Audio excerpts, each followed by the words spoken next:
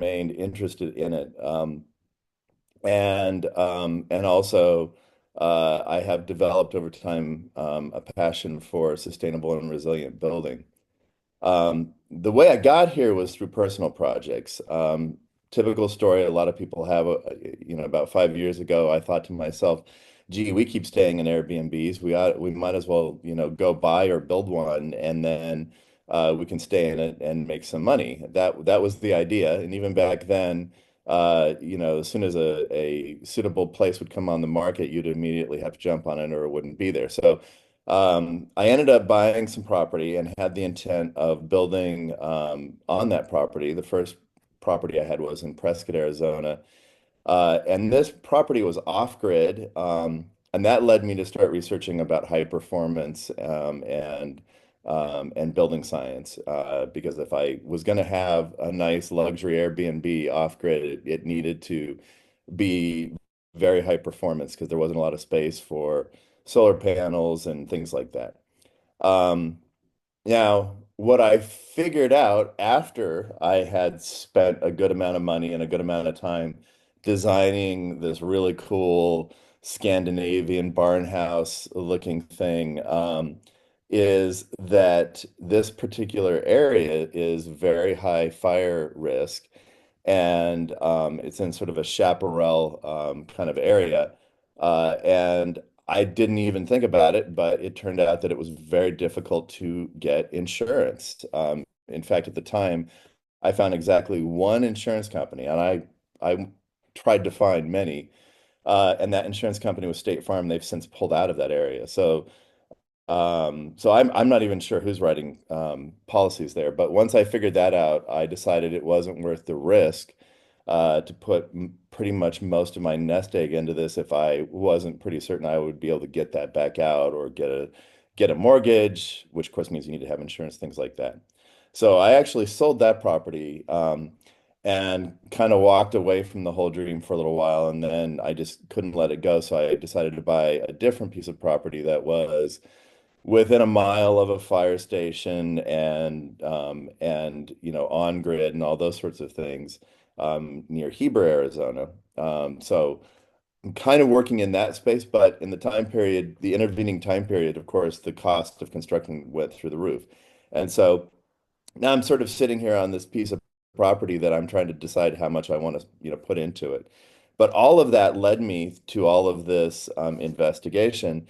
And what I was trying to find is something that was low cost that I could put on the property that might just give me a place to go to. Not even, I've sort of moved away from even thinking about Airbnb at the time being. That led me to find this place called Geoship Ceramic Domes. And I found this, and what really intrigued me was the material that they're making these out of. They call it a bioceramic, and I had never heard of this. But they likened it to the kinds of ceramic, chemical bonded ceramics that are used like in dentistry. So the phosphate based ceramics. But in researching, going from what I saw on their website to doing more research, that's where I figured out that there's this stuff called geopolymers. I'd never heard of geopolymers before, and I was kind of surprised given the amount of time I've spent just kind of researching all this stuff. So geopolymers have a rather interesting sort of history to them. They've largely been spearheaded, or I should say, brought to the mainstream by Joseph Davidovits, who's a French professor and scientist, and his background was in organic polymer chemistry. Um, and in the 1970s, there was a bad nightclub fire in Paris with a lot of deaths associated with all of the plastic materials that were in that space. And that led him to start thinking about, are there other types of polymers out there, specifically inorganic polymers, that would provide better fire resistance for building materials? Um, so in the 1970s, he researched and worked on geopolymers, coming up with the first geopolymer resin, and then coining the term geopolymer. That having been said, the even his research pointed out that these materials are not brand new. It's not like nobody knew about these before. This was terminology he put on them. In fact, prior to the invention of Portland cement, there were various different mixtures that people had stumbled upon that we would call geopolymers today, that were based on, natural pozzolans, volcanic ash, things like that. And I'll get into the geopolymer chemistry. What he really did is he kind of tightened down the definition of what a geopolymer is, differentiated it from other types of materials like alkali activated materials, and really, spearheaded a lot of research as well as practical applications for it. So in the 1980s, they worked with a company in the United States, Lone Star Cement, to come up with this thing called Pyramid, which was the first patented geopolymer cement material. And the idea there was that you could pour a on a runway in LA, you could pour the cement, and within a few hours you can drive on it in a car. And at the same time that you started pouring the cement, a jet airplane takes off in New York, and by the time that jet airplane lands in Los Angeles, the geopolymer is high enough strength that it can actually take the load of a jet. So they did successfully create this cement. The company later discontinued it, but they developed the cement and they used it in the 1980s. It then actually got some attention for things like high temperature composites and nuclear waste containment. In fact, nuclear waste containment, that approach was spearheaded by labs here in the United States. And then in the 1990s, they worked with an airline uh, to come up with fireproof panels in aircraft to improve the amount of time people have to escape airplanes if they're on fire. And then they also came up with some other approaches, such as composites using carbon fiber for race car exhaust systems that have to handle really high heat. And then they spearheaded the first geopolymer conference in the 90s. Into the 2000s, there was a lot of focus on differentiating geopolymers from alkali activated materials, as people started to see that alkali activated materials were problematic, and would have a lot of unpleasant things happen like efflorescence and expansion and loss of strength and so forth. 2010s, we saw the first major construction using geopolymers in Australia. I'll talk about this a little bit later, but a lot of that is due to the fact that Australia has standards-based codes as opposed to material-based codes. So a lot of codes will dictate you have to have a certain amount of Portland cement in your mix. Whereas in Australia, they merely say, well, whatever your cement is made out of, it has to, meet these compressive and tensile strength parameters and so forth. Um, and then in the 2020s, this really started back in the 2010s, but in the 2020s, this is when it started to hit mainstream. There's been a lot of work on 3D printing using geopolymers, and I'll talk about that a little bit more later as well. So let's start by kind of defining what a geopolymer is. So a geopolymer, as you can see from breaking down the word, geo meaning earth, poly meaning many, and mer meaning part. So a polymer in general is a large molecule formed from repeating structural units of monomers connected by covalent bonds. That's what a polymer is. And in organic chemistry, those are typically carbon-based, right? Um, in the case of geopolymers, these are chains or networks of mineral molecules that are silicon, aluminum, and phosphorus based. And they're also known as chemically bonded ceramics. Importantly, you can see that the chemistry results, and you'll see a few more images that look like this as well, but it results in these repeating chains of silicon, oxygen, aluminum, And then there are other constituents that can play a role as well. And the ratio of silicon to aluminum is an important characteristic of a geopolymer. So the building blocks of geopolymers are actually really pretty simple. You need to have some highly reactive aluminosilicate source material. Um, the main one that was used early in research and is still an important part of most geopolymer mixes is metakaolin or metakaolinite, MK750. The 750 refers to the temperature in Celsius that the metakaolin is calcined to, and that changes the structure. Mainly, it drives the water off of out of the structure and makes it reactive. That's the same kind of process that hydraulic lime and ordinary Portland cement go through, but this is a fairly low temperature, relatively speaking. 750 degrees Celsius is much lower than Portland cement. But you can also use industrial waste products such as fly ash from coal power plants, granulated blast furnace slag. I guess it's more of the silicate source, but also volcanic ash, pozzolans, things like that. So basically, you need a highly reactive aluminosilicate as the primary constituent. Then you also need a silicate source in an alkaline activator solution. So the silicate source, this is typically water glass or sodium or potassium silicate. But it can also be ground granulated blast furnace slag or like rice husk ash. Turns out rice husk ash has a very high concentration of silica. And so that's one of the reasons why polymers have gained ground lately is that there's been a lot of focus on, on what are we going to do with all of this industrial waste products that we're producing and how can we make use of those. Um, and then again, you also need to have an alkaline environment. You can also do it with an acidic environment. So in addition to, say, sodium hydroxide or potassium hydroxide that you have the sodium or potassium silicate dissolved in, you can also do it with a phosphoric acid based environment. So either way will work, but you basically have to have a very reactive environment to form the polymers minerals.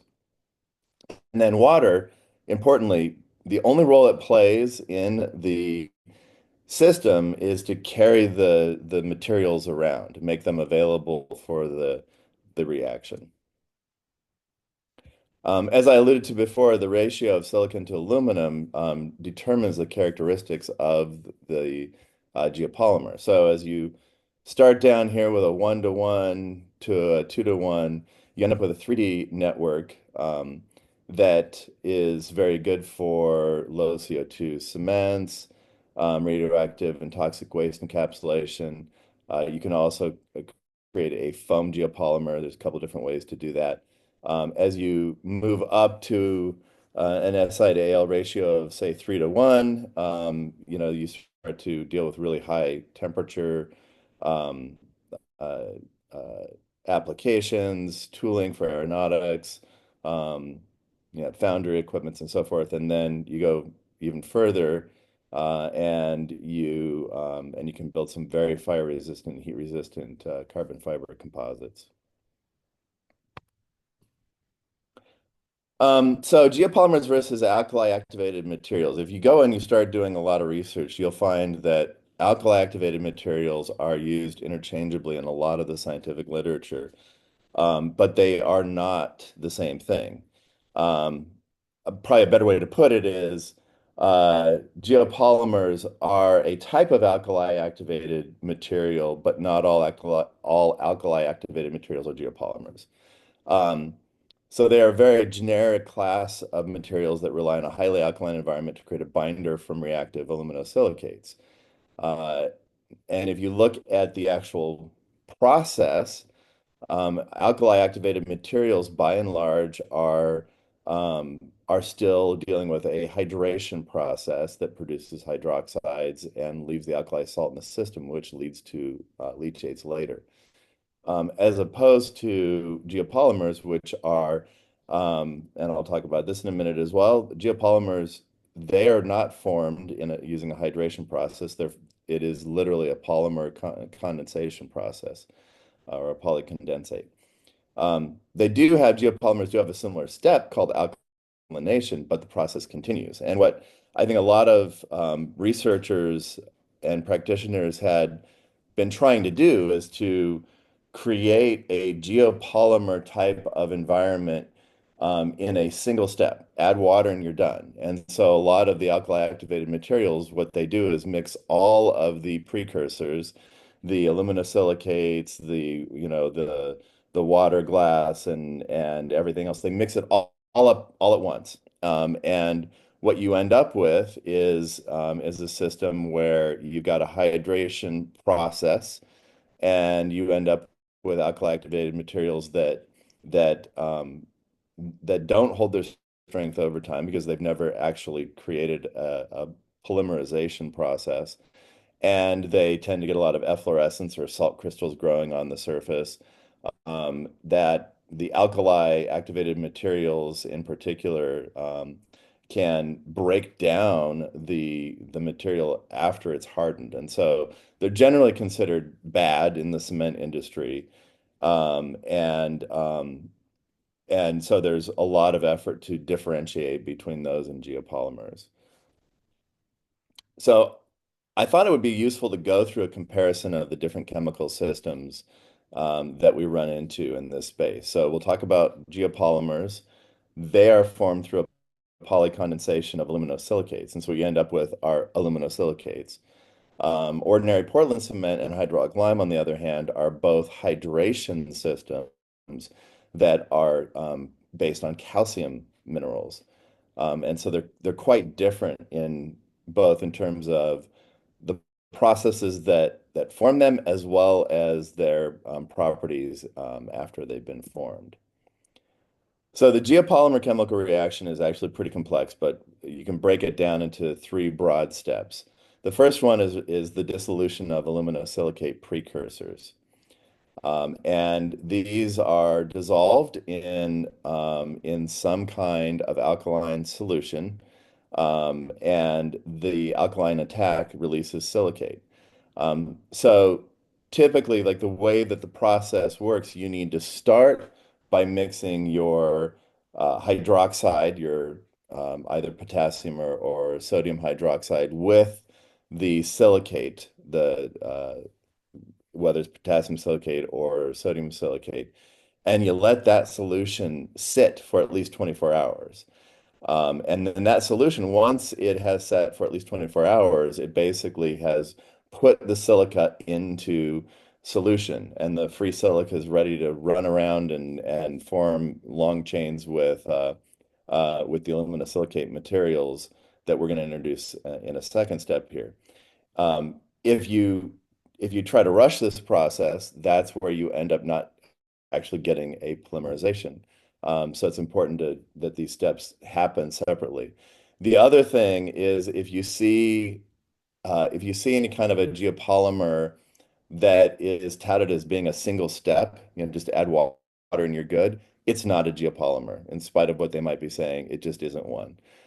You can't do that. It's kind of like with epoxy. You have to have the hardener, the catalyst that's going to work with the other materials to form the ultimate geopolymer chains. The second step is the condensation and polymerization, or throw it all together, polycondensation. So this is where the released silicate and aluminate species undergo condensation reactions, forming the oligomers, the short chains, and ultimately a three-dimensional network of the aluminosilicate structures. During this process, silicon and aluminum atoms are linked by oxygen atoms, creating a polymer structure. And then if there's excess materials left, the sodium ions, the potassium cations, those are present. They continue to be present to continue other reactions in the system. But the type of raw material in the alkaline activator solution significantly influence the structure and properties of the final geopolymer. So, for example, sodium silicate is very viscous. It's very thick. whereas potassium silicate has a much lower viscosity.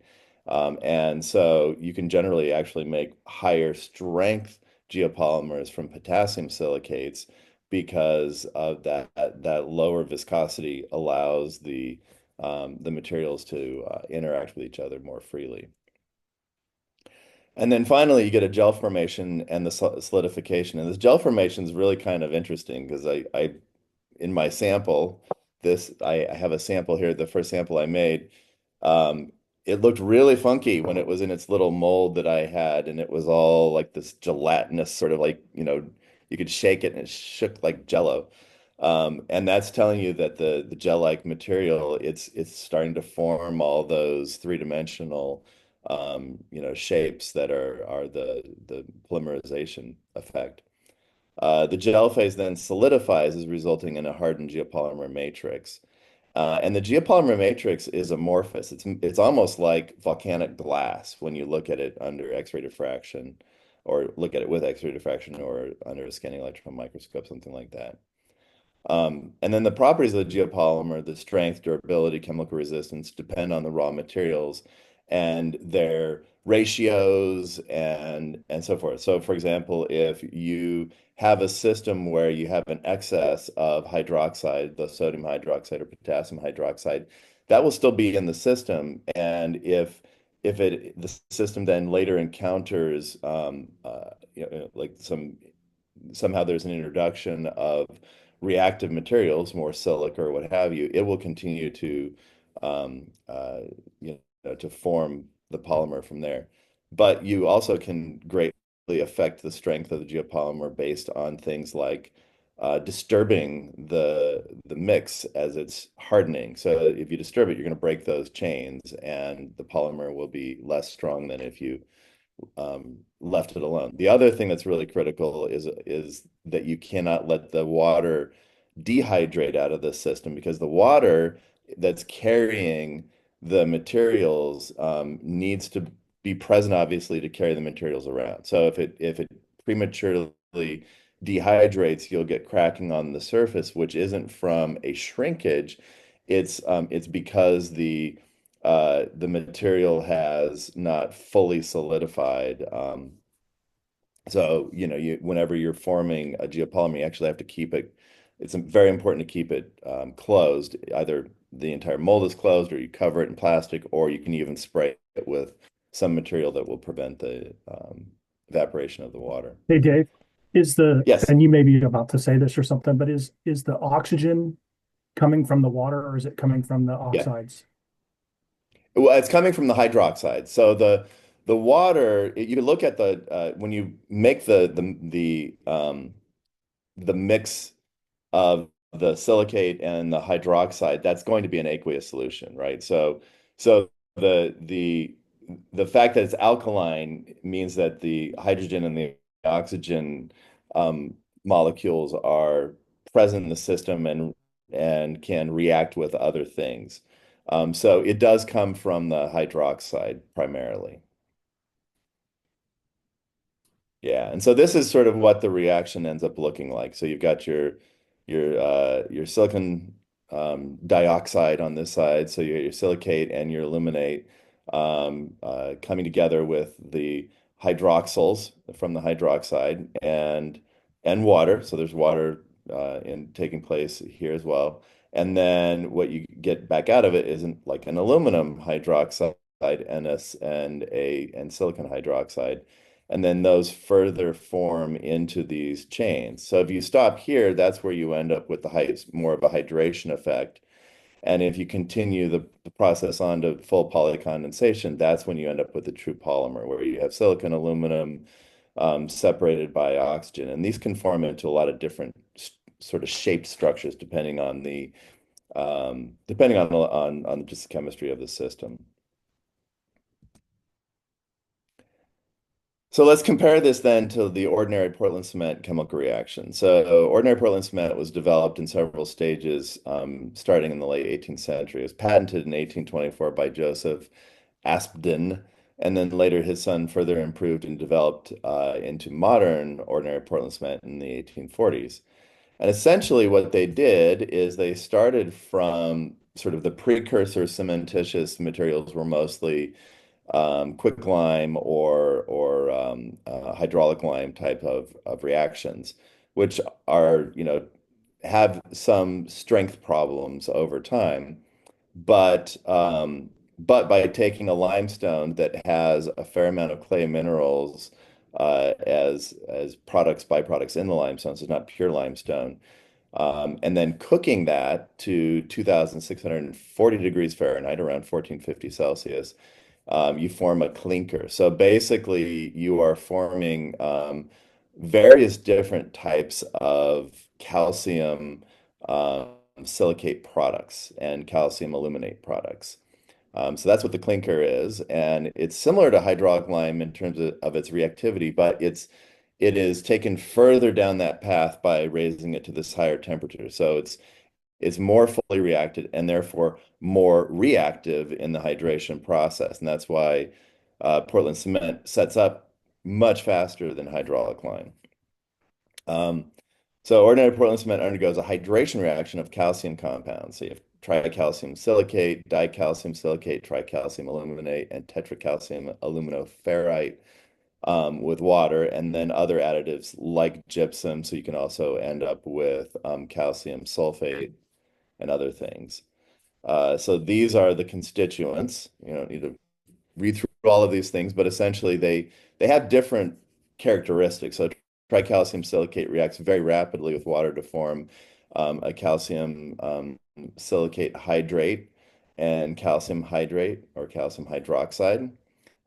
That's what leads to the alkaline nature of Portland cement.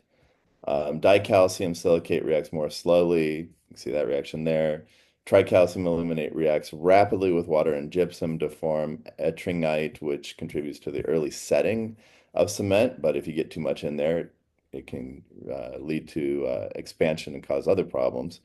And then tetracalcium aluminoferrite, if you've got iron in the system, which you usually do, that will also form this calcium ferrite hydrate gel. And then, like I said, gypsum is added to control the setting time. And then, of course, there's all kinds of admixtures that you can put into any of these systems to change various different parameters. So just continuing on that chemical reaction, again, you've got the formation of calcium silicate hydrates and calcium hydroxide and other hydration products contributing to the hardening and strength of concrete. So the thing you'll see repeated here is one, these are calcium-based systems, and two, they're hydration processes. And that does lead to the final product, which has some downsides to it as well as some upsides we'll talk about in a minute. The factors affecting hydration, well, obviously the water to cement ratio. If you use more water, the cement will shrink more, and it may hydrate well, but then the final strength might be really poor because there's too much excess water and it leaves a lot of spaces and voids and things like that. But it is nice in with ordinary Portland cement and hydraulic lime systems as well that you can just vary the water to get your plasticity or to change aspects of its workability. That's not so much the case with geopolymers. Temperature, obviously, if the temperature, higher temperatures will accelerate that hydration process and lower temperatures slow it down. That's why we often put ice into concrete when we're trying to slow it down, when we're, doing a really large pour. And then the presence of other supplementary cementitious materials. So it's pretty common for additives like fly ash or silica fume or other types of pozzolans to be added to Portland cement and also to hydraulic lime. And what they essentially do is just put more of the silicate material into the system. And that presence of more silicate material leads to a stronger, more durable concrete. Switching over to hydraulic lime, talking about that a little bit. So, hydraulic lime is similar to Portland cement. It's created by calcining which basically just means raising the temperature of the calcium-based system in order to cook the constituents and change their forms. But it involves the calcination of limestone followed by hydration and then a unique chemical setting process that's distinct from non-hydraulic lime um, because of the presence of silicon alumina. So you can think of hydraulic lime as being Portland cement that hasn't been baked as far. So the raw material is limestone containing calcium carbonate, that's a major constituent of limestone, and then some source of silicon alumina, which is usually just clay. The calcination is the process of heating limestone in a kiln to drive off carbon dioxide, and the result is that you end up with quicklime. So, you know, things of note here, the temperature is 1200 degrees Celsius, so that's higher than the temperature needed to create the metakaolin, which is 750 degrees C, but it's lower than the temperature used to make Portland cement. It does drive off carbon dioxide. Same thing happens with Portland cement, and it results in this in what's called quicklime, calcium oxide. The reaction then is on the calcining side is calcium carbonate plus heat gives you calcium oxide and CO2. Now, going the other direction, hydration, the quicklime will then react with water to form hydrated lime, calcium hydroxide. So you have the reaction is calcium oxide plus water gives you calcium hydroxide, and it's an exothermic reaction. Then the chemical setting, it sets through a chemical reaction between the calcium, silicon, aluminum in the presence of water. And unlike the non-hydraulic lime, which sets primarily through carbonation, and I'll talk about carbonation in a minute. So the silicon and aluminum present in the original limestone in those clay minerals, that is what reacts and forms the calcium silicate. That's where the strength comes in, is calcium silicate and calcium aluminate as hydrates. So these hydrates contribute to the hardening and strength of the lime mortar or plaster, and these are some of the materials that are created. Now, the carbonation process says optional. I mean, this is going to happen in an environment that has carbon dioxide in it. And this is often what we talk about when we say that, like, for example, a hemp lime is going to be absorbing CO2 after it's put in place. Just remember, we did drive the CO2 off in the first place. So it's not like we started with a material that didn't have CO2 in it, and then the CO2 was sponged out of the air. We drove the CO2 off of the limestone to begin with to create the quicklime, and now it's coming back into the matrix because it wants to achieve a balanced chemical state. So the reaction here is calcium hydroxide plus CO2 will give you calcium carbonate and water. So it's sort of the exact opposite of what we did when we cooked it. You'll hear the term pozzolans talked about a lot, and people will talk about, say, like Roman concrete. And Roman concrete is essentially this quicklime or hydraulic lime combined with these natural pozzolans. This word pozzolan is comes from the the location in Italy where is it called? I don't remember the name of the place, but anyway, it comes from Italy where there were large deposits of volcanic ash that were used to enrich the Roman concrete. And what it does is it introduces a lot more amorphous silica and alumina into the system to create those stronger minerals. I mean, ultimately, a calcium silicate is going to be a much more stable mineral that is therefore going to be stronger and more durable than calcium carbonate that wants to react with stuff in the atmosphere. Um, the pozzolans react with calcium hydroxide to form the calcium silicate. There are natural sources, volcanic ash, pumice, diatomaceous earth. Those are all natural pozzolans. And in fact, there's a mine that is in the process of being permitted to reopen near Kirkland, Arizona, that has some very high quality natural pozzolans. It's a tufaceous deposit. There's also man-made pozzolans like the fly ash from burning coal and coal plants.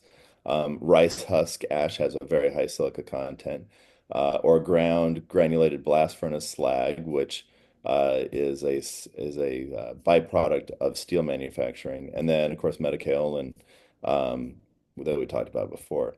So it increases the strength and durability. It fills the pore space from water, so the with these being hydration reactions, the water that is added into the system ultimately gets pulled out of just bulk water and becomes part of the hydrate materials that are the concrete. Well, that water, as it gets pulled out of the system, leaves voids, and those voids are the perfect size for more water. So that's why concrete often is, considered very porous and absorbs a lot of water, which can lead to its degradation over time because that water, there's lots of places for that water to be pulled into.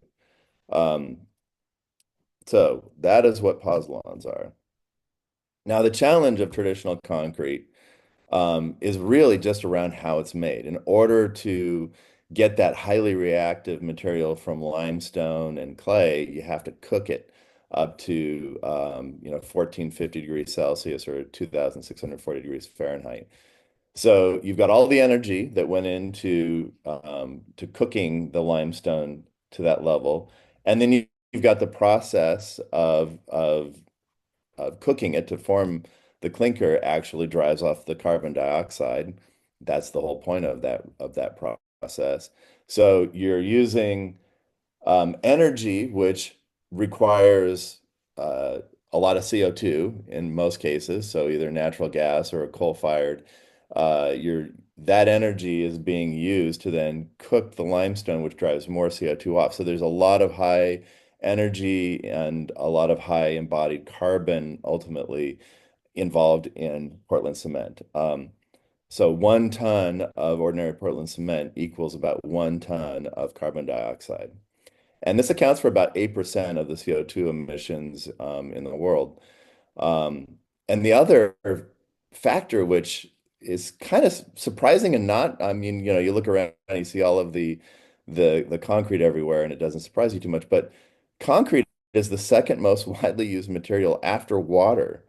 And so there's a lot of concrete out there, and the other problem with ordinary Portland cement, unlike the Roman cement, which tends to be even self-healing as a result of those pozzolans and the hydraulic lime that's not yet fully pushed into the reactive state, it will heal over time. So there are obviously Roman cement formations that are in the ocean that are still in very good shape 2,000 years later, or the Pantheon, with its big dome and everything. So the newer Portland cement actually has a much shorter lifespan. It's not uncommon for ordinary Portland cement to break down after 50 years, and also because it's so porous and water just soaks into it like a sponge,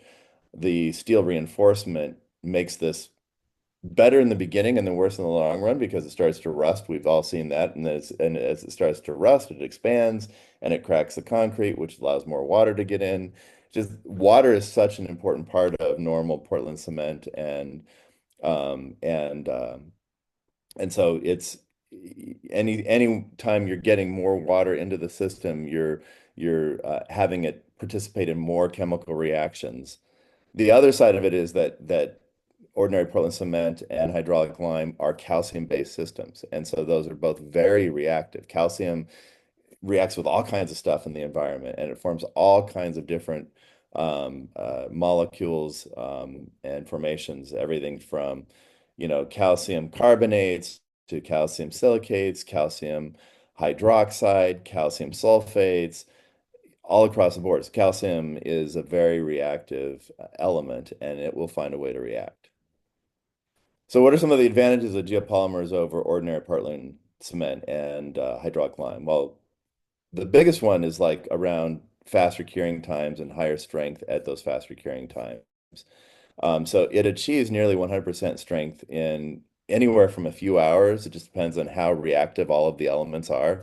In fact, one of the issues that a lot of scientists talked about in the comment sections of the literature was around how do we slow down this reaction. Sometimes you'll even get a uh, a flash reaction where it like sets up almost instantly if the materials are very, very reactive. So you can get a very strong material in very little time, and you can achieve really incredible strength. I mean, there were some, you've got to have everything perfect so that you get a full reaction and full polymerization.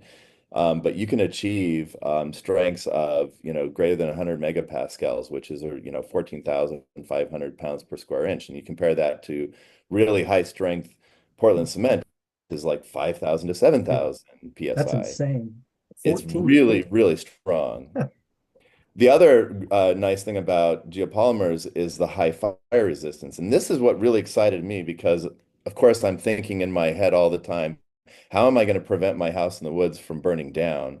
Because fires are going to happen. And even if I can get insurance when I finally do build something, that insurance may not pay out. I mean, I have a sinking feeling that a lot of people are going to be left high and dry when the small fly-by-night insurance operations just declare bankruptcy, right? Because those are a lot of the secondary insurers are the ones that are coming in to insure, and they're just going to bail. So this higher fire resistance is really important. So the geopolymers can easily withstand temperatures over 1,000 degrees Celsius, no problem, without anything happening to them at all. They don't expand, they don't contract, they don't crack, nothing happens. Versus ordinary Portland cement explodes at 500 degrees Celsius because ordinary Portland cement has all that water in it, and the water is part of the mineral structure and is part of the process. And because all that trapped water is in the structure, it will expand and become steam, which means it's leaving the physical structure. And as it leaves the physical structure, it basically destroys it. They also have excellent chemical resistance. You can pour hydrochloric acid on them with nothing happens to them. They're also very alkali resistant, which is funny because it's an alkali material to begin with, but they're very resistant to alkalis once they're formed because they're done reacting. There's nothing more in there. And they're also waterproof, so they're less reactive in the environment. And because they are aluminosilicates as opposed to calcium-based products, for that reason, they also don't react much with what's in the environment. They're basically an amorphous rock. The other advantage is that there's a very high percentage of industrial waste products that can be used as precursors, not just additives. Like with ordinary Portland cement, these things are used as small percentage additives. These materials are used as the primary constituents for the aluminosilicates. Um, they're trying to move away from fly ash. That got a lot of attention early on in the development of polymers. But what they're seeing is that the coal industry is using this as an excuse to keep those systems going. Hey, we're all this fly ash is going into the concrete industry, and that's a great thing. So we have to supply them with fly ash, as opposed to it being like an unavoidable side effect that we want to get rid of. Now, there are definitely challenges using geopolymers, and I ran into this because I got super excited. I'm like, let me go get the stuff to make them. And I had a hell of a time finding the stuff to make them. The first thing I ran into was metakaolin. I was going to start, well, it's also not easy to go get, oh, I just want to go get some fly ash. No, it's not easy to just go get fly ash. It's not easy to just go get granulated blast furnace slag. These things, if you buy them in gigantic quantities, you can find them easily.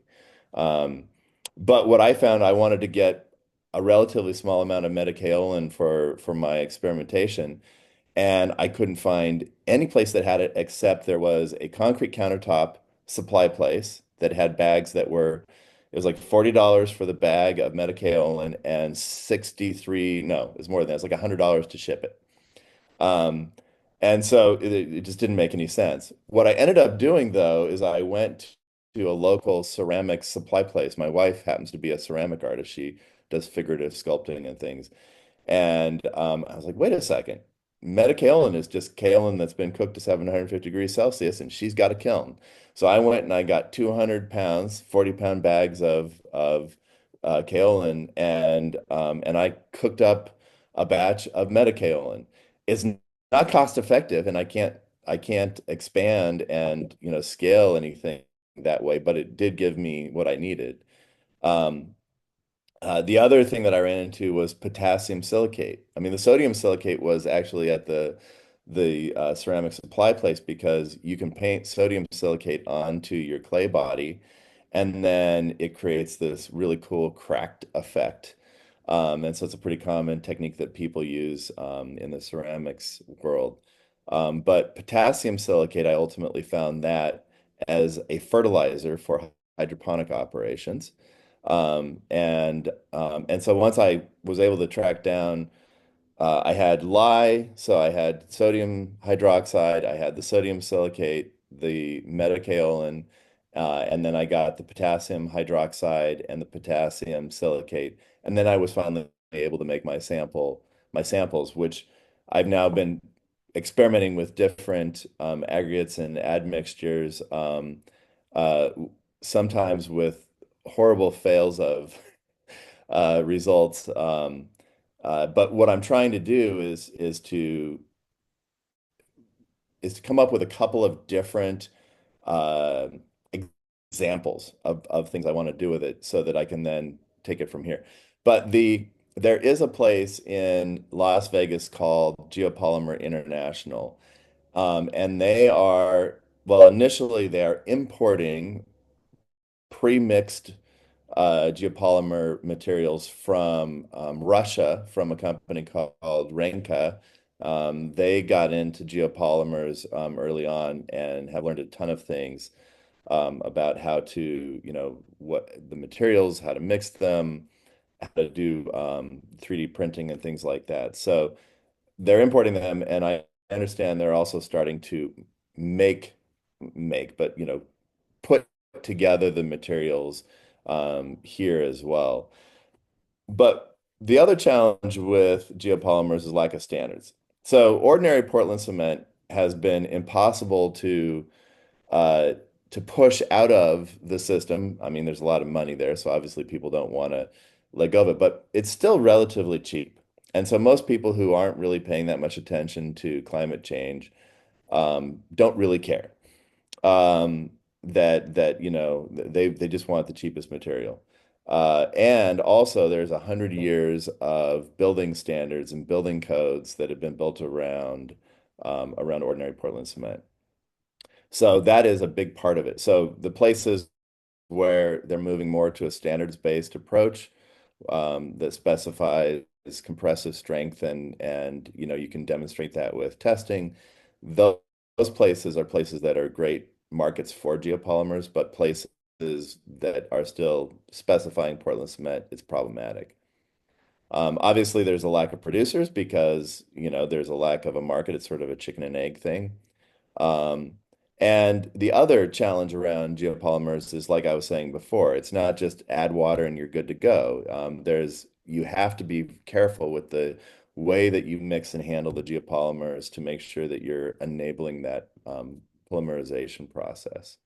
And then, of course, experienced tradespeople. People don't know how to deal with geopolymers. They do know how to deal with Portland cement. And so those are the things that are standing kind of in the way of adopting geopolymers. Um, I just want to do a time check. I know it's 3:56. I mean, I'll just keep going through this. If you guys need to drop off, you can drop off and watch it later. But also, if you can stay, we can certainly have discussion and answer questions and things like that. Um, Yeah, and I'm recording this time, so so we can always jump back and I'll put it on the group thread. Perfect, perfect. Yeah, let's keep going.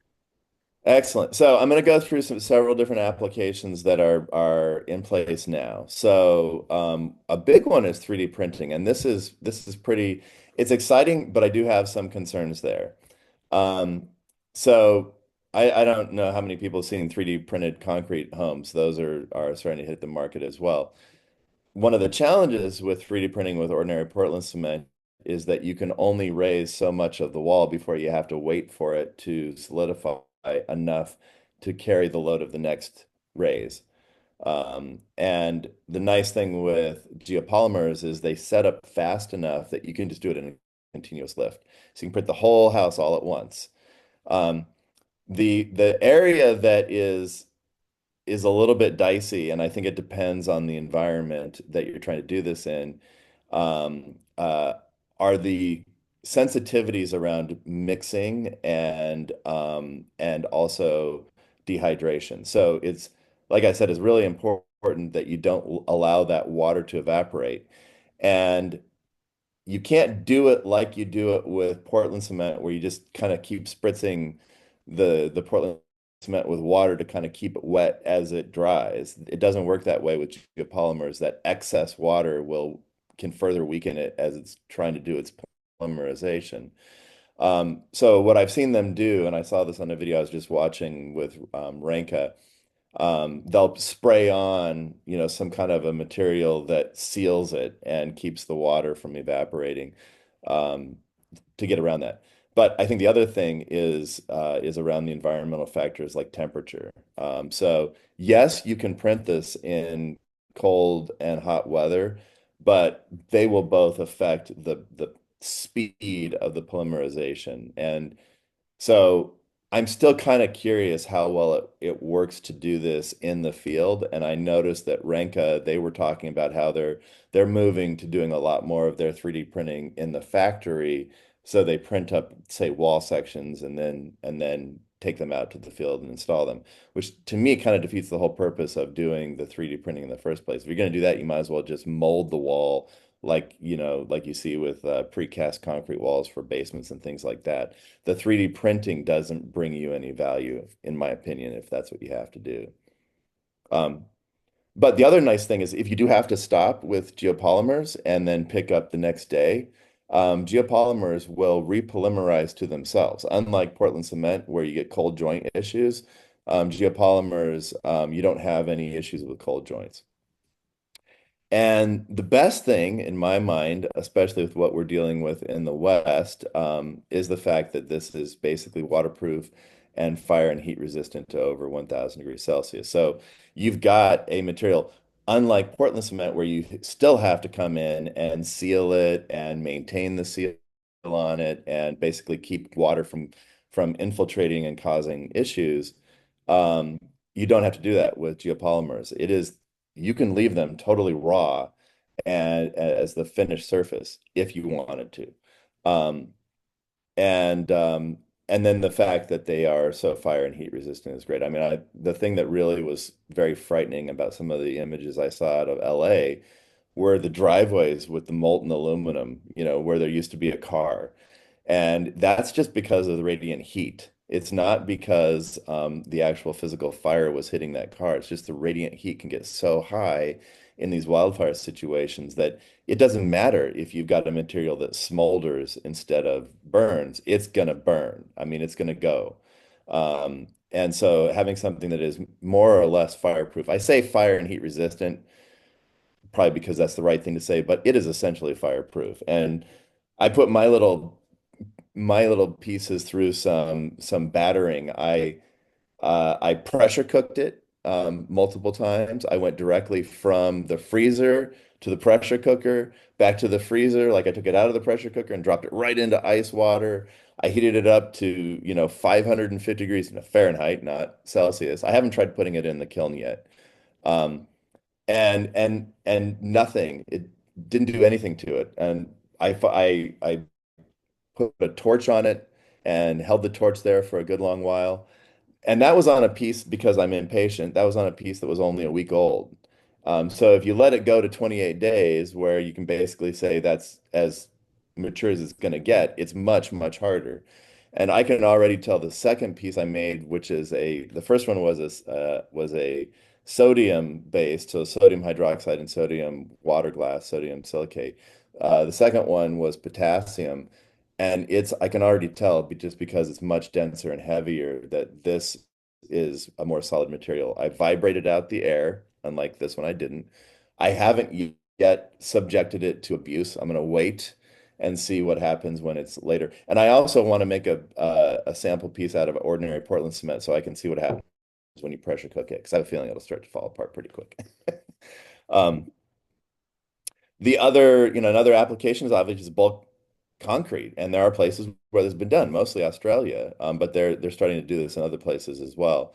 So in Brisbane, they built the airport, the driveways, the runways, as well as the infrastructure, using approximately 40,000 cubic meters of geopolymer concrete, and this is going all the way back to 2014. It's just easier to do those things in Australia because of their standards-based approach. But bulk concrete is very promising. I think the main issue here is just dealing with the, entrenched ordinary Portland cement um, system. There's also a lot of promising applications, and this is where I want to go next, is playing with some of this, using fiber composites. Now, these are not geopolymers, full disclosure.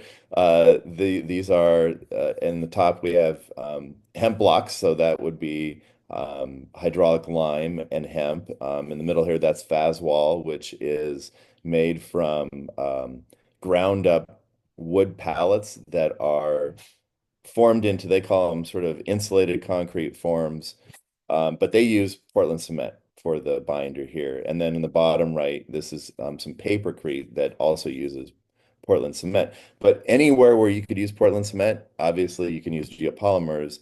The advantage though is, and also hydraulic lime. So the advantage really is that it's such a strong material and achieves that strength quickly. So like with hempcrete, um, the reason why the hempcrete blocks are such a great alternative is that putting hempcrete in place in situ with forms and so forth is very labor intensive and takes forever to dry, right?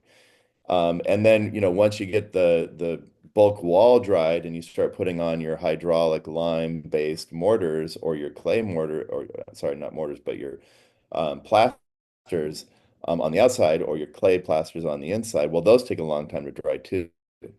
So at least having the bulk wall be something that is already ready to go is great. But the problem with a lot of these fiber-based systems is that they're not load-bearing. So hempcrete, generally speaking, is not considered to be a material that you can even make load-bearing because of its compressive strength. And most of the hempcrete blocks are very friable. You can like just almost pull them apart with your hands. Um, you can most definitely. I had a good conversation with Tim White, and you can make these be closer to load bearing, at least getting into the Adobe block kind of range of compressive strength by adding more pozzolans, right? But you're still dealing with a calcium-based system, and you're dealing with a hydraulic line-based system, which is generally just much lower compressive strength. So imagine if you took that hydraulic line where, you're very limited on your compressive strength that you can achieve, and if you replace that with geopolymers, you've got a block that is still lightweight, still insulative, but much, much stronger. Does it not, Uh, does the additive not influence the reaction? it actually reacts really well with the natural cellulose fibers, especially the ones that have a lot of silica in them.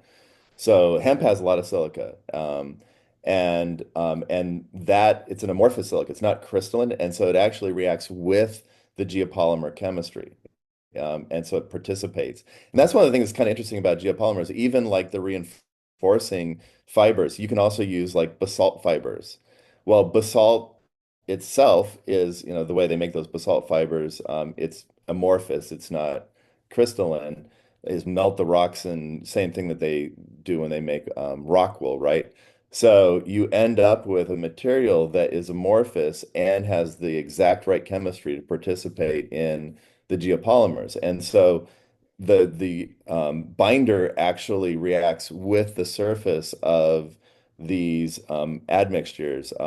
And that's true whether you're dealing with, say, the aggregate. If you use an aggregate that is crystalline, it will not be as strong as an aggregate that has a lot of amorphous material in it, amorphous silica or ground glass, things like that. And basalt rebar works really well with geopolymers again because that it actually binds to it. It becomes part of the mixture.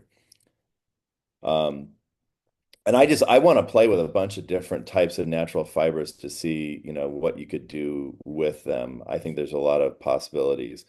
And I know talking with Tim, one of the issues with hempcrete is that in this country, the hemp hurd is the thing everybody wants for hempcrete and building things out of hemp or for animal bedding or whatever.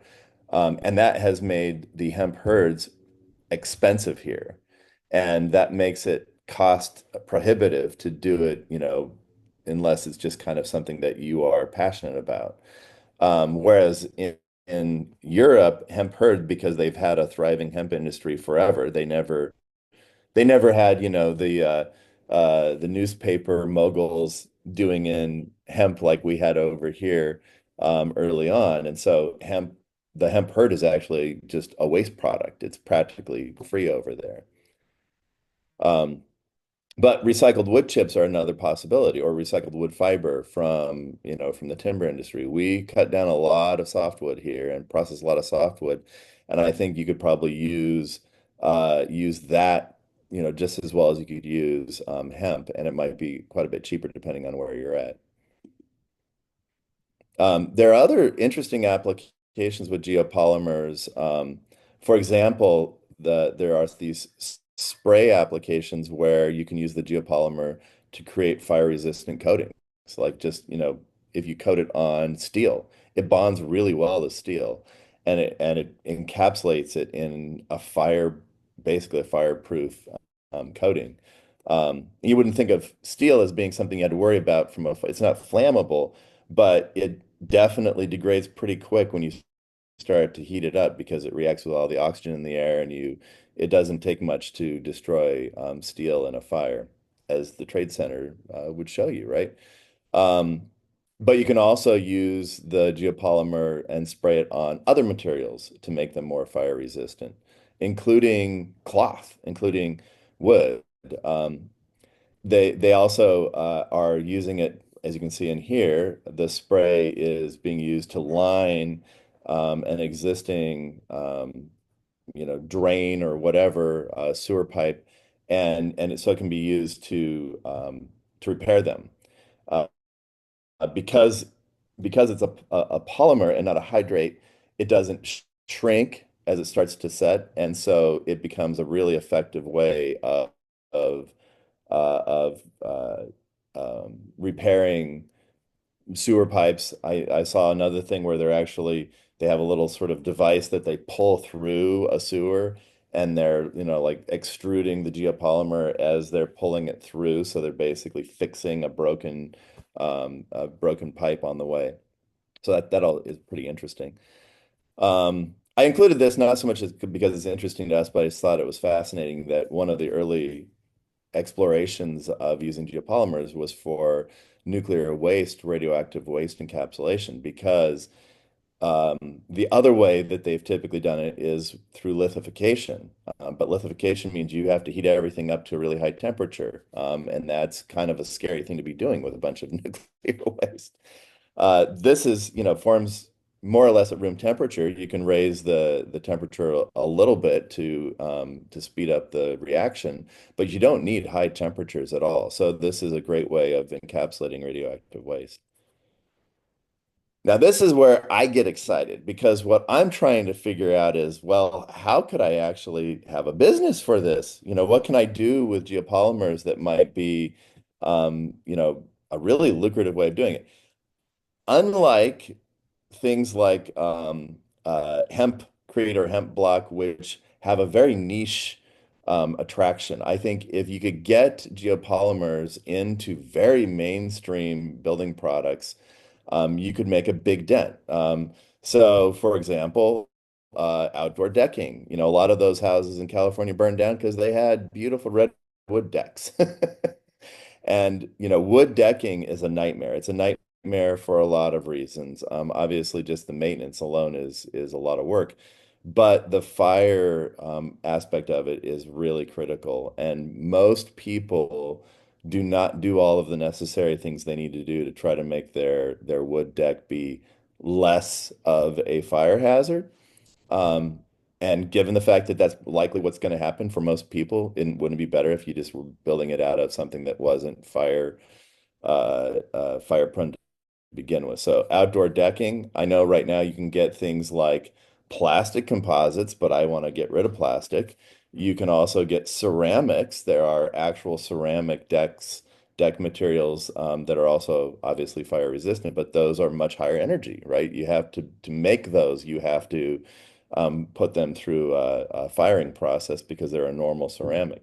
So this would be a way of basically being able to embed fiber into a material just like you do with the plastic composite decking. But you can mold it and form it at low temperatures. You could bake it a little bit to make it go faster. Um, but um, but I think that this is a great opportunity. Cladding is another one, and I have this vision in my head of sort of these panels that, maybe they're 2 foot by 4 foot, large enough that you don't that they go up quick, but small enough that you can handle them, one person. And and these panels are sort of a sandwich where on the outside you've got the solid geopolymer that essentially acts at what certainly is the what I call the radiation barrier, right? Because most cladding is not really I used to always think cladding was about keeping water out, but cladding is really more about keeping the sunlight off of your nice WRB that you just put up, right? So, so this certainly is that, but it also being waterproof, um, could participate as sort of a first line of defense against bulk water. But if you had that thin layer of geopolymer bound to a geopolymer foam, and you can make geopolymer foams like you make aircrete, where you do it mechanically. You just mix in some kind of surfactant that creates lots of bubbles and foam, and you bubble air through it. But even better, you can create it using like hydrogen peroxide. So you create it chemically because it's an alkali environment. The hydrogen peroxide will react and give off oxygen gas that then, as it polymerizes, gets trapped in the structure as air pockets. And then you can improve the size, make smaller pockets, and pockets that are more, sort of closed cell by introducing something like sodium lauryl sulfate, which is the major component of most soaps. Um, and there's other additives as well. So you basically can make a foam material that obviously will have lower compressive strength, only maybe a few megapascals, but is very insulative. So you end up with continuous exterior insulation as part of your cladding. The fewer things you have to physically put into your wall structure, the better, right? So, a system like this might, just get mounted on cleats. The cleats could be even, they could be metal or something uh, that was not fire prone, and they could go up really quick. And that alone, if you did that on a timber frame building, would greatly improve the survivability in a wildfire, just because you've got a non-flammable, insulative, continuous barrier. So if you do other things like, know, don't have vented attics or vented crawl spaces, you could take a pretty traditional house and make it much more resilient. Uh, Things like cast concrete counters would be another possibility. You're gonna say something, Christina? Oh, yeah. Sorry, if you said this already, I apologize. Do you know what the R value is of a geopolymer? I've seen so what I saw in the literature was that you could achieve, a 3 to 4 per inch. Um, Holy, you're, yeah, yeah. Dave, you're sitting on a gold mine here. man. What the heck? I know. It's like, why are we not building with this stuff yet? I don't. Yeah, but I almost like want to, hey, Dave, be quiet because you don't want anybody to take your ideas, you know? Yeah, You You know, know, in this the is world huge. of software, what I learned early on is that ideas are a dime a dozen and execution is what will it's how kill you you do it. every Yeah. time. I like that. So I'm sure I'm not the first person who thought, gee, if you sandwich together, solid geopolymer and foam geopolymer, and now you've got like kind of this miracle material. I'm sure I'm not the first person to think of this, but the execution is the key. Absolutely is the key. Well, that may be true. Oh, go ahead, Brian. I'm sorry. I've just been dying to know what the mass and weight Yeah, values yeah, of that's good. geopolymer are compared to classic traditional cement. They're pretty close. Are they I'll find close? some exact Yeah. numbers, but they're like, 2 to 4 grams per cubic centimeter, something like that. So it's Um, pretty similar to It's cement. very, very similar to cement. Okay. And then it just depends on, just like with cement, if you can create aircrete that's very low density, right? Because it's mostly air. And it casts pretty well, like, retaining wall blocks, for example.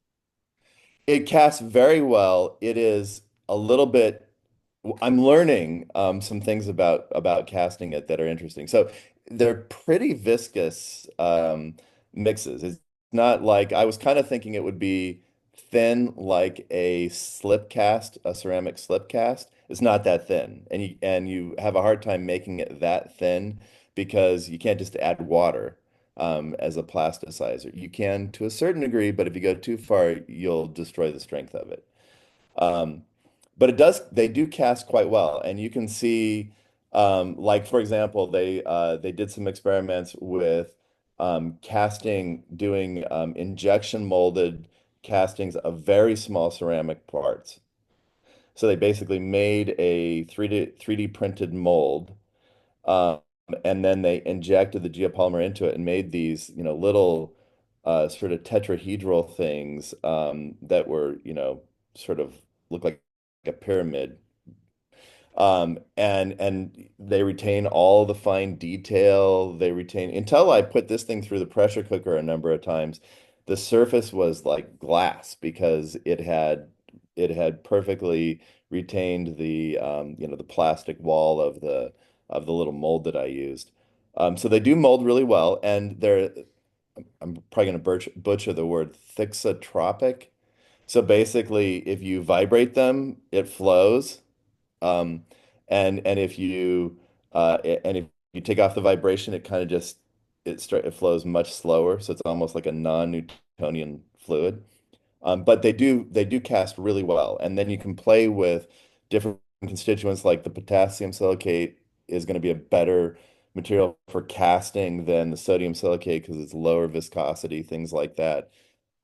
I One of my big fails lately is I tried to make a potassium-based geopolymer where for the admixture, and I read things that suggested this should work just fine. I used a mix of diatomaceous earth and kaolin, not metakaolin, but just regular kaolin, as the admixtures with the intent of having more of a paste as opposed to like these blocks that I have here where it was like just a normal sand that you add to Portland cement was the aggregate base. Um, and and the problem that I'm having because I am inexperienced with this is you read all the stuff says, oh, by weight, you should have around 75% aggregate to the geopolymer slurry.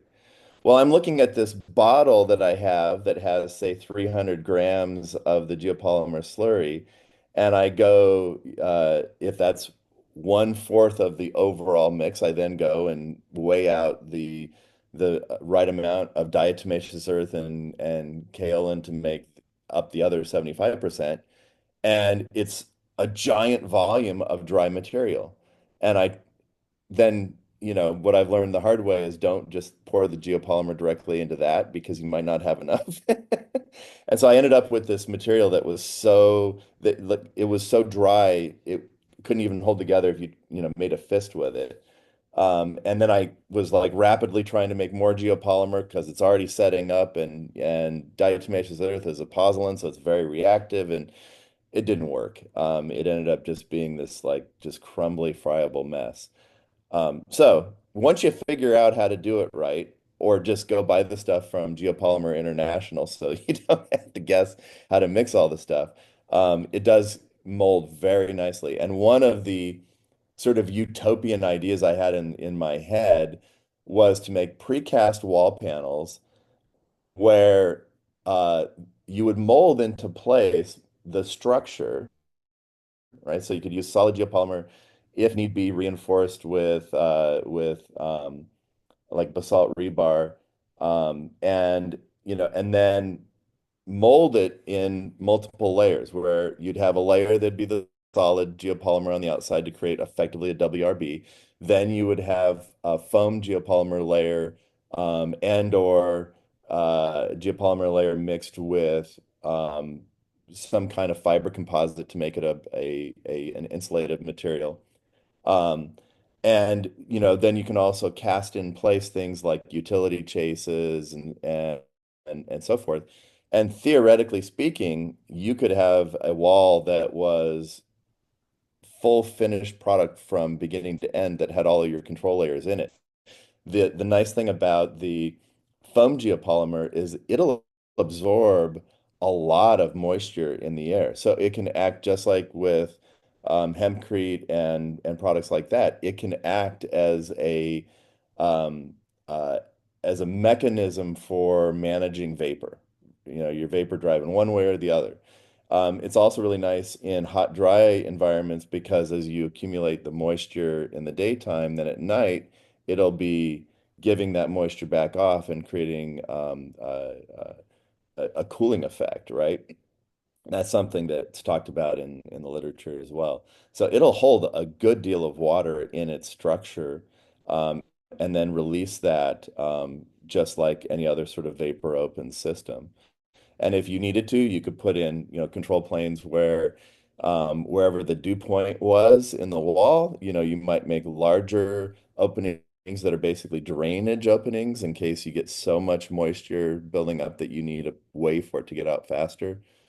This is where my amateur building scientist really shows because I don't know if that is even a thing that would work that well. But I just think of like having a cast wall unit that could be anywhere from say 2 foot by 4 foot, and you put them together in, like almost Lego blocks, or could be an entire wall, depending on whether or not you had heavy equipment to move these things around. So they could just show up on the back of a truck, and the individual panels could be unloaded and put in place by a person.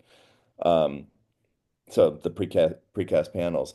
I also have this idea of a block. So imagine sort of like how Fazwall is doing their stuff, where it's where you have those open central parts. It's basically an insulated concrete form where they're expecting you to pour concrete in there. Well, imagine you had a block where you had in the center of each unit. So imagine it's sort of 1 foot by 1 foot by 2 foot, something like that. And then in the center of each 1 foot part of that block, you had a solid round core, maybe 4 inches in diameter, of geopolymer, and it had a Lego-like nub at the top and a corresponding mate in the bottom. And then surrounding this, so you could cast those separate, put them into another form, and then cast aerated foamed geopolymer all the way around it. So you have the insulative layer all the way around the structural layer. In the middle of each one of those round parts would be a hole so that if you needed to, if code required it, you could then put, say, normal steel rebar, basalt rebar, cables, do a cable tensioning system through the hole, and those holes would match up with all the blocks.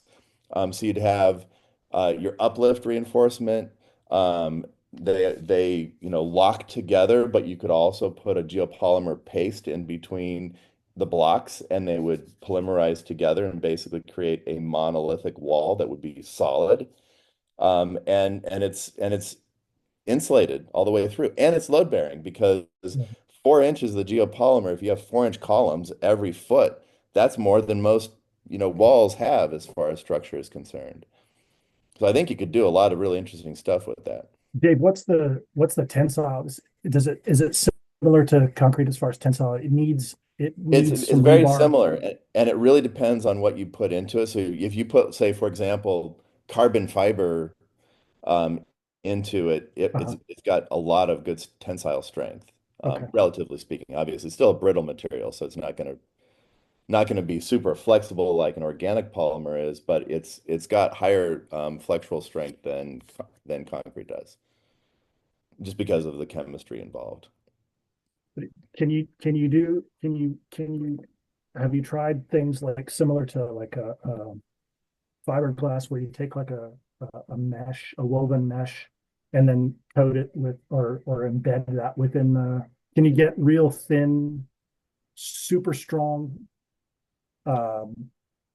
thin You shell? can. So one of the applications that they made actually kind of early on in the 90s, they did this was the in the aerospace industry, these composites that are carbon fiber and geopolymer, and you end up with a material. It's thin, just like normal carbon fiber, where the binder is like an epoxy resin.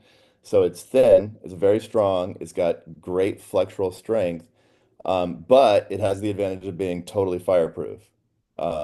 So they use it for like the exhaust headers of race cars and other types of really high temperature environments like that. And it maintains its strength and it's very thin. So you can end up with that. One of the things I did, which was very interesting, I took a piece of canvas, just normal drop cloth canvas, and I smeared the geopolymer solution on it. In fact, I've got it in the garage. I meant to bring it and show, um, but you end up with this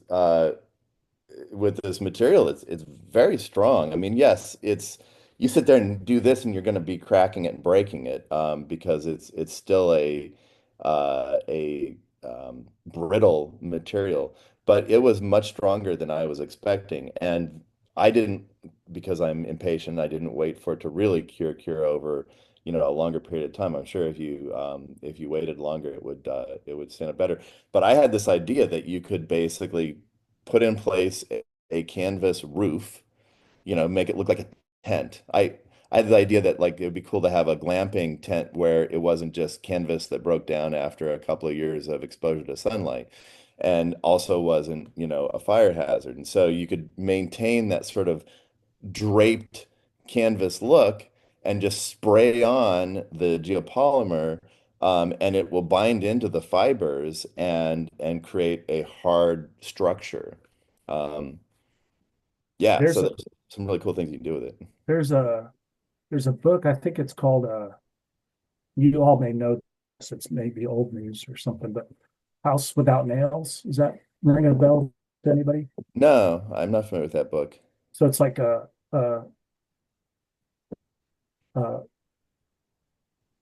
an inflated structure like a balloon, Yes. okay, and then they shotcrete the outside of it, and and to me, what you're talking about is way superior to what they were dealing with.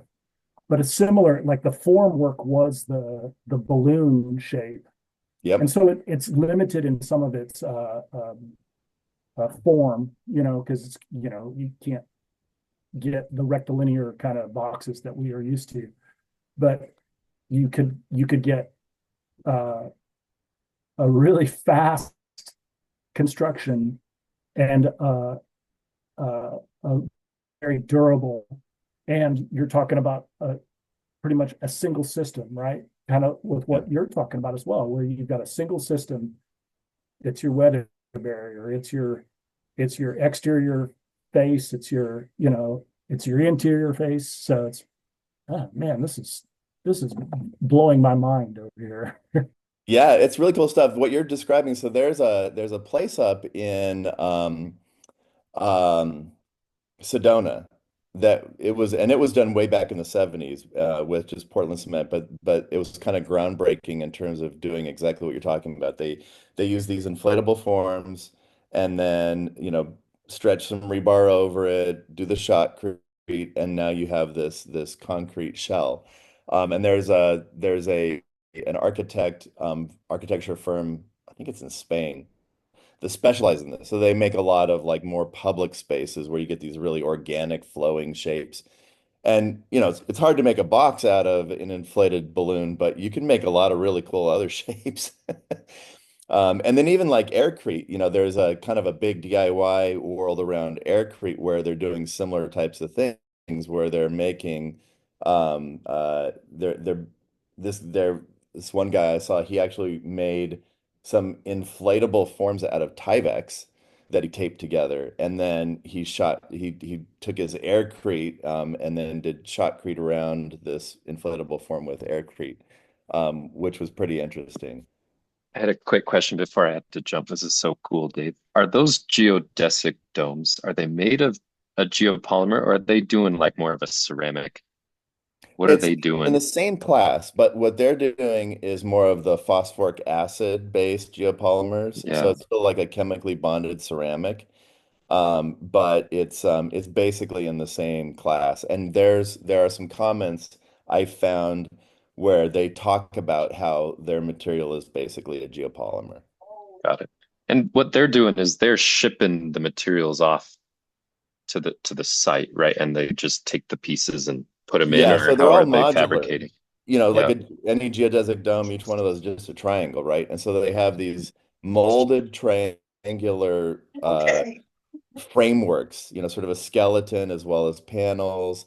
And now in their case, because the way that they've gotten, approval code-wise is that they treat this as a manufactured house. So right, they are the ones right. that have to install it. They can't just hand the parts over and say, okay, DIYer, go install it. They have to Oh, I see. install it in order to get through the codes and approvals and things like that. But yeah, it's made out of it's actually very close to like what you would get as a fake tooth at the dentist. That's the kind of Huh. structure it is. Yeah, it's pretty cool. I'm sorry I have to go. I would love to see this application for retention wall systems. I think that would be so cool. So that was going to be my suggestion. We'll Yes, talk later. If you're in absolutely. the chat, that would be really cool to chat more about these things. Yep, absolutely. Just ask Christina. I do like to talk. So, Okay. Thank you. Thank you for doing this. yeah, no, thank you for attending. I appreciate that. And I think that yeah, no, that was my last slide actually. So, ask away, Ben. Any other questions that you have, or Christina? I do have tons. I've got tons of questions, and I come almost need to go back through the slide deck and ask them. So I won't take up your time now, but I'd love to chat. I genuinely think you are onto something uh, really big, and maybe you're right. There's a lot of other people looking at it, but it takes and this comes from this is also, I'm a nerd, and to take this as an insult, but it takes a certain kind of nerd to like think through these things, and you've done that. I don't have the chemistry mind to be able to. I'm like really grasping at straws when you're going through it, and Me too. yeah, but it's I didn't think I had the phenomenal. chemical chops either, but it's amazing how when you find something that just really piques your interest, you can just kind of get past that. I had to go back and dig up, and I'm even now I'm out in my garage and I'm like, man, I'm gonna kill myself because I don't know how to make a, 5 molar hydroxide solution. I don't know how to like do all of the actual. I need to learn again because I Yeah, did that yeah. stuff back in college, but I haven't done it since. So, no, Dave, are you in Arizona? I am. Yeah. And where in Arizona are you? I'm in Queen Creek. Okay. And yeah, I'd love to get a chance just to keep talking online, and maybe one day we can visit or something like that. And Yeah. Christina, Where are thanks you for. located at? I'm in Texas, I'm near San Antonio, Texas. Okay. So, um, and I would say that the things that you're talking about is this is the in the architecture community, this is highly these types of things are what are being talked about. And so you would immediately catch the ear of a lot of folks, I think. And I yeah, and I don't know if the building material world is super lucrative or not, but it seems to be, and it seems like this is. I can think of like you've got five things listed here, but I can say that like you could talk about floor floor finishes. You could talk about it. It could be for even certain fixtures of different types. You could talk about for Sinks, what's that? sinks or bathtubs or Absolutely those kinds of plumbing that traditionally would be more of a high fired ceramic, so high energy. That's what I right. like about it is like you can do like pretty much anything you can do with a ceramic, you can do with a chemically bonded ceramic Uh-huh. like this, but at a much lower energy input. And I think that's key for our futures. We've got to come up with ways of building things that are lower energy in the beginning and lower energy to maintain over time, right? Yeah, absolutely. And it given that it bonds well to steel, like for commercial applications, they'll take a corrugated steel decking and they'll pour concrete into it, and the buildup is about 3 inches, and it's um, so you get a surface, a second story surface that's has the steel is acting as the support Mhm. essentially, and then in that case the concrete is acting as the durability and some of the sort of the impact resistance and gives it a lack of flexing and a whole bunch of other things. Um, but to me, that's a really nice uh, uh, application for because it's a little bit different. It's at that point it's relatively enclosed, and so you could essentially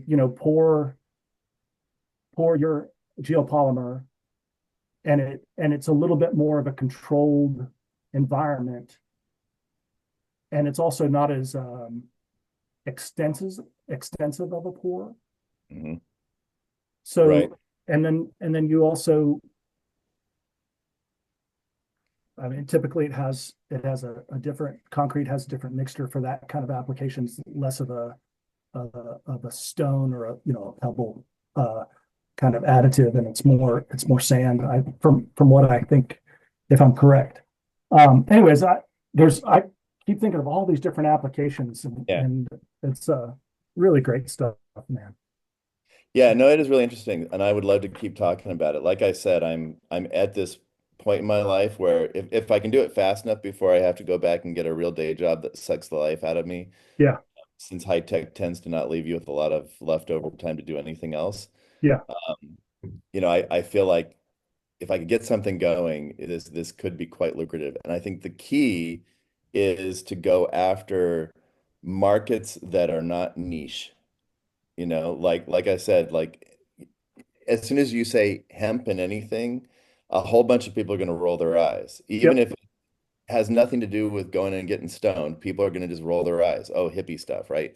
yep, But if you're talking about fire resistant outdoor decking, not just fire resistant outdoor decking, but you can have layers to it. So you could have a layer that is your strength layer on the bottom that is like a solid geopolymer, and above that is sort of the aerated foam geopolymer, and so it doesn't burn your feet when you walk on it either. right. And that's a big problem in this part of the world with Mine too. pretty Yeah, much, I mean, even wood gets hot, but the composites get really hot. And And any kind of, stone or ceramic or anything else get exorbitantly hot. And they used to make pool decking out of, they called it cool deck, and it's kind Yep, of similar to they still aerated do. concrete. Yeah. And I have not seen it used much. When I asked the people who installed our pool, they said they don't use it, and the reason being that because it is ordinary Portland cement based, even if it's got acrylics added into it, which now you're taking a cement and adding petrochemicals to it, but um, it uh, the water would get in, and especially all of that chlorine and the chemicals. It's a pretty Hmm. harsh environment around a pool, and it gets in there, and it starts to break down the cool decking layer. And it's not usually the cool deck is not the whole thickness of it; it's just the top layer, and you get all kinds of spalting, and it just degrades. This has the promise of not doing that, right? If you Mm. get the right foam matrix, it actually has pretty good compressive strength for a material that is so low density. And so I think, like I said, you combine those two, you get the insulative layer that makes it so it's not hard on your feet. Yeah. You can form that in molds to make it look like wood or whatever else you wanted. And then you have the layer that provides the strength. And then you could even conceivably do things like put in natural fiber reinforcement in that as well. Whereas you can't do that, obviously, with ceramic. You can't put in natural fiber-based reinforcement because you're going to burn it out when you fire it. Yeah. And so because this stuff is molded at close to room temperature, like the highest temperature that you cook any of this to increase the set time and also strength, because if you put a little bit of heat into it, the polymerization process is more complete. Oh, But okay.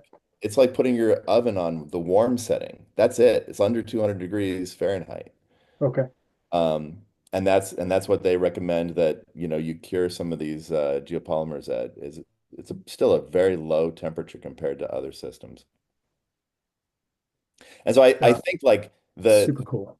the real sweet spot are value added components, at least right now, maybe bulk concrete later, but right now you're not going to be able to compete with ordinary Portland cement in terms of cost.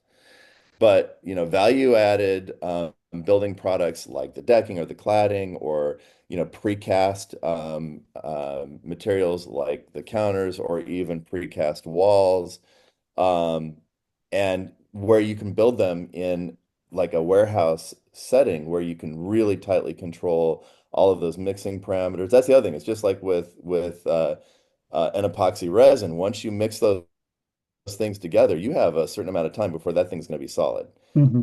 The same is true with Portland cement, but because it's a hydration system, you can always, pump a good deal of water through and get things moving. But if your geopolymer sets up in the hoses of your 3D printer, you got to replace all those hoses. You can't get it out. How fast is the process? Say you poured you were using it for some sort of panel system and it was maybe half an inch to, I don't know, let's just say about half an inch thick. How long would it take to That be depends. hard enough to move and to do something with? Right. So that depends entirely on the chemistry of the system. So, like for example, when I made my sample out of the Sodium. Yeah. sodium Yeah. silicate base, that went pretty quick. It was within like a few hours I could demold it, and it was Okay. still kind of damp. You get this sort of condensation that's on the Yeah. outside of the material, but it was strong. Whereas I thought I must have done something wrong when I made the potassium one because it didn't set up for like a whole day. It was like at least a day later before it set up. Now, part of that I think is because the materials I'm using are not formulated for this. So the potassium silicate is a fertilizer, is what I'm using. So Okay.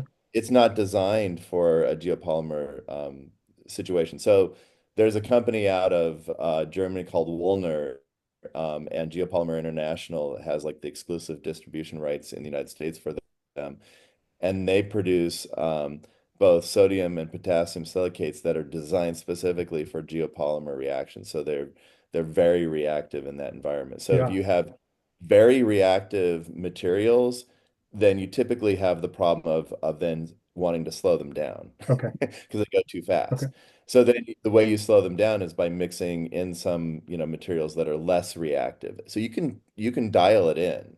And that's what excites me about this space, and the reason why I think it could be a gold mine is that right now there's not a lot, in fact, very, very few, and especially in this country, commercial applications of geopolymers, but there's a ton of research, Mm, right? There's no end to the research papers, and they're researching every aspect of it, like how to make better foam geopolymers. What kind of additives do you put into it to make the structure of those air pockets more consistent and hold better?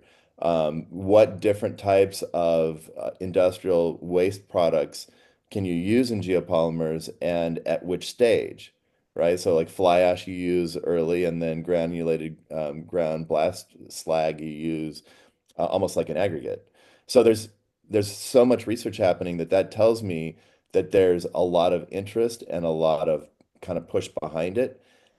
And there are definitely even concrete companies that are investigating it more as like an augmentation to Portland cement, mhm. not necessarily as a replacement for it, but like trying to find cladding that's made from geopolymers. There, I found a company down in South America that made it, but it's not widely used. Well, why not? Why not go after, hardy board, Yeah, totally. cement fiber board? This is way better than cement fiber board. Yeah, you could, that's what I'm saying is like, this is a highly marketable solution.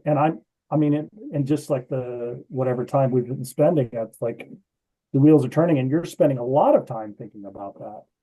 And so, uh, but like you could do a mixture of site delivered, or site, um, process that is still controlled within, say, a truck. And then if it's fast enough, if you could have something within, say, an hour or within even shorter, because you're using these pure or more effective uh, components, then you could have things where you could essentially be rolling it off the truck and it could be getting installed at the same time, and like, okay, now it's time for this piece, and okay, now it's time for this piece. And you're letting things set up, uh sort of in these trays Yeah. over time. And it's a little bit of both. And because what you're dealing with is if you're doing a precast, you have a controlled environment, but then you have to transport that. Yes.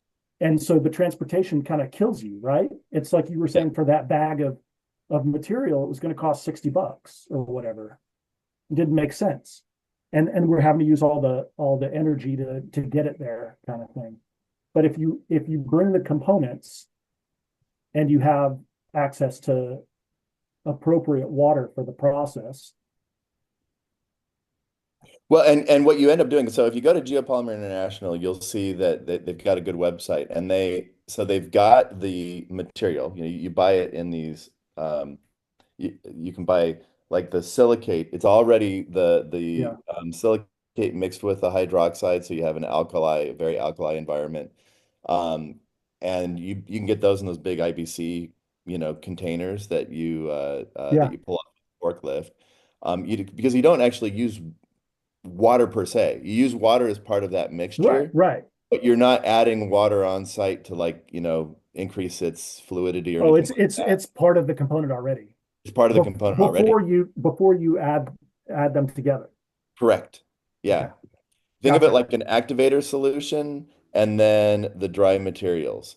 Okay, And the dry materials come in two separate parts. One of them is the highly reactive dry materials like the metakaolin, the fly ash, things yeah, like that are part of the chemical process. uh-huh, And then the other part are the admixtures, okay, the infill materials, and then aggregate, right? And so, sort of like there's so many different things you can do by varying those different, post constituents once you've gotten the main, component together. But what you'll see on their site, they have a couple of different 3D printers that were developed in Russia by this Renka company, because they've done a lot of.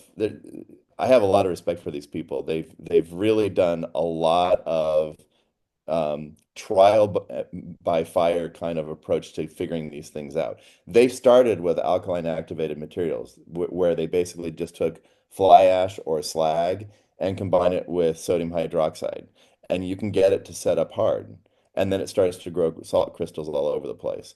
Um, that's what they started with, and then they went to this geopolymer camp that happens every year in France, and learned, well, the problem is that you're trying to just throw it all together as a one-stop, process. And it can't be a one-step process. You have to honor the process. You have to give each step its time to do the things. And it's not like there's, huge amounts of time, but you can pre-mix the silicate material so that that is ready to go. And then you'll see that what they've developed, it was actually, there's a company in Italy that developed the mixing system. And so what they can do is in real time, as needed, they can be mixing the material so that you don't have like a big giant truck of the material mixed up, and then here it goes and it polymerizes and sets up, and now you've got a concrete truck with full geopolymer solid. So you mix it in real time as needed and then pump it into the system that you need. Now, obviously, they then have that hooked to, what looks like a pretty traditional multi-axis robot. It can sit there and Mhm. like print and, all over the place. They also have some printers that are more like the ones on gantries where they, move back and forth. Right, Uh, right. but like the 3D printing, I don't know, my mind was going crazy with all the cool artistic things you could do with the 3D printing. Sure, sure. But this whole thing fits into a 20-foot shipping container. And so you can just bring it right to site, drop it on site. You've got the mixes there. And this is only going to get better, because what I thought of is, imagine a system where it had built into it magnetic resonance, nuclear magnetic resonance, and X-ray diffraction to basically, or even like shortwave infrared spectrometry to determine the actual mix of materials. So you could put in a wide variety of natural precursors and it would automatically adjust and say, oh, you gave me a material that has this percentage of silicon to aluminum, and I ideally want it to be here, so I need to add more of this other thing to get it to that level. And it would automatically adjust, how much hydroxide is in the system to adjust the alkalinity, and it could automatically add in things like sodium lauryl sulfate for when you're going to make it, and hydrogen peroxide when you want to make the foamed material. So you could have a system that would adapt to the local materials. It could be a part of like a shipping container based sort of like small scale factory, if you will. And Mhm. just like you're doing that mix as needed for 3D printing, you could do the mix as needed for cast and play stuff, uh, Yeah, that's great. or anything else. Yeah. I love it. So Yeah, I'm just putting this out there. Let me know how I can help. I think you're onto something. I think you'll be wildly successful. Uh, fantastic. if A there's lot of some way I times can help, let me know. for me, a big thing that I need is the credibility side. Like my next step, actually, what I'm going to spend next week getting started on is putting together the business plan for it. Yeah, But I, yeah, I have no background. I've not even one time successfully built a house, right? So I have no background to like come into a scenario and say, hey, Mr. Investor, you should invest in me because I'm an ex-geologist who worked on software for a long time and I'm just really interested in geopolymers. That's not going to get me near as far as if I have some people who are industry people who can help me ground the approach and the science and the marketing, and those are the areas that I'm going to need a lot of help with. So if you can in any way as a consultant help with that or as a partner in it, I will more than happily take you up on it. yeah. I would if I uh, one thing I'm very grateful for is that I've met a lot of very kind and intelligent people in my life, and I love just being the connector. And so I, if it's that, or if there's some sort of credibility I could bring to it, I'd be happy to, because this is just uh, I think it's a really good thing. I think it's worth exploring. It's, I think it's, got a lot of potential. And so I say, great job, Dave, and keep it up. I'll be in touch. I'll reach out to you. That sounds So great. I'll start on school, but on that the thing that Christina set up, I'll send you my information. I'll message it to you. Yeah, So sounds good. Yeah, yeah, absolutely. Do that. and thanks for all your preparation. And Christina, I'd love access to this because it will take me time to kind of. Yeah, I'll have to watch I it again, but digest it. Yeah, I gotta go back to Yeah, the. I Yeah. have a few pages of references here for you too. Oh, okay. yeah. Well, I need to go watch your videos. I love it that you set that up. Christina's really great about that. She's a go-getter as far as like, well, here's what I know, and I just think it's great. I So think, I really love that this combines multiple, like you're solving multiple problems. And so, mm, the whole like cladding insulation, like people are all big about exterior insulation now. Like I think you could corner that market pretty easily. To like make it a simpler solution for both the builder, the designer, like all of that, while still using like conventional building methods so people aren't completely derailed by the whole newness of it, the innovation of it. But yeah, I mean, that's where I could see it really, I mean, it could take off in so many different directions, but you might want to like, pick one and then go to market with Yes. it. You know what I mean? So that might be a little bit more of a challenge in deciding, but maybe you want to do like some market research and just like, talk to people, whether that be architects or builders, and see like how they would use it. And maybe start there because that, it's hard to know like until you start really talking to people, right? mhm. Yeah. Who would buy it? Would, architects, builders, or are you thinking like bigger? Are you going beyond that? Well, I think it could be both, right? I mean, like I think the place to start with this is one of those building products that is more accessible, where it's not as involved, like building a whole factory for some of these things could be pretty cost prohibitive. But if you could start with something that was fairly accessible, where with an investment of, I don't know, somewhere in the 500,000 to $1 million range to begin with, you could actually prove out conceptually, and have it be a very mainstream product. That's why, like, I really am attracted to the idea of outdoor decking as a good starting point, because Yeah, it's that's low something hanging fruit. Yeah. everybody, like even people who have existing houses, they have to replace their wooden deck every so often, so permanently replace it as a better alternative to plastic-based composites and things like that. I think that would be a really attractive approach because there's a big addressable market for it. Whereas if you go for something like the, cast in place walls or blocks or things like that, that's only going to be new building, and it's going to be kind of a little bit niche and would involve, people having to be retrained, and so that I think is a great place to get to eventually. Like I would love to have Lego blocks. Mhm.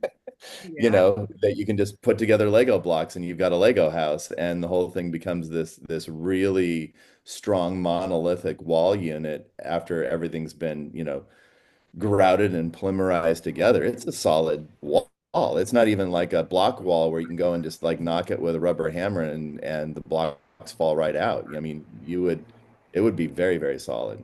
Yeah. Yeah. That's awesome. I love it. Thank you so much, Dave. Yeah, This thanks, was Dave. like a whole, I don't know, it was just so good to learn. I learned so much. So, yeah, I noticed we had some people come on here like later in the game. We're actually 2 hours deep now. So I'm thinking there might have been a time mix up there, but yeah, I'm glad you It's guys. recorded all 2 hours, so you can go back Yeah. and rewatch it. Yeah, exactly. I'll put this up and yeah, incredible research. I think that, you should maybe think about like putting this online somewhere or something, so people can start to find you and you can start having conversations to get a little bit more headway with this. I love it. I'm so excited. I think Yeah, this is the future. great job, man. Really Yes. impressed. Yeah, yeah. Yeah, thanks for putting this together, Dave and Christina. Sorry for jumping on so late. My work schedule did not allow me to get on at the appropriate time. Oh, okay. Um, so we'll definitely be uh, watching the recording and just hearing like the very end of your presentation. And don't want to like speak out of term because I'm just jumping into this, but just to give some food for thought, Dave, like think about the lowest hanging fruit in the industry to start out. There's always like market gaps there. And then like price competitiveness, like you talked about decking. And like, for example, we put Trex composite decking because we have just the same amount of decking as we have square footage in interior home up here in Colorado. Um, like you said, decking gets replaced, blah blah blah.